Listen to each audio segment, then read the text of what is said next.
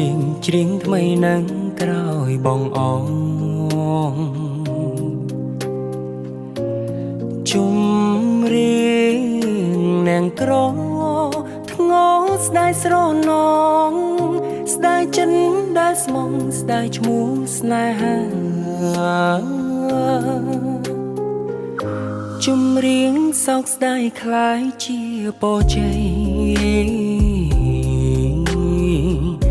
ជាចំណងដៃដនថ្ងៃរៀបការច្រៀងរងភ្ជាប់រឿងដែលឥតខ្លឹមសារជារឿងអនិច្ចាស្នេហាព្រួលប្រាតែស៊ូកាន់ចិនទាំងម៉ឺនអាឡ័យទុំជីវិតខ្សែក៏សុងចិនដែរតែសូមឲ្យអូន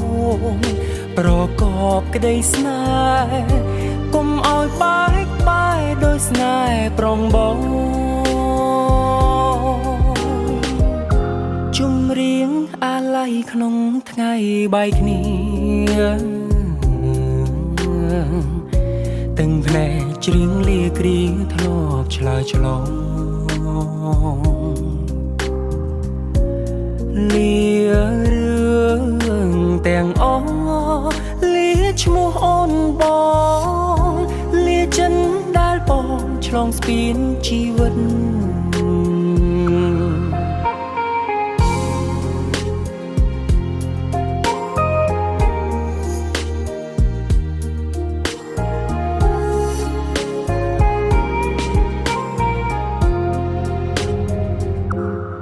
តែ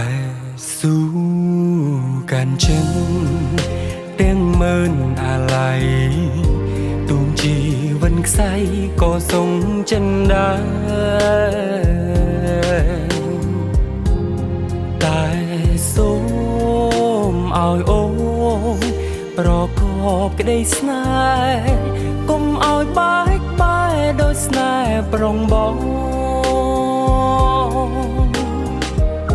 ជុំរៀងអាឡ័យក្នុងថ្ងៃបែកគ្នាទាំងភ្នែកច្រៀងលាគ្រាធ្លាប់ឆ្លើយឆ្លងលារឿងទាំងអស់លាឈ្មោះអូនបងលាចិត្តដែលបងឆ្លងស្ពានជីវិត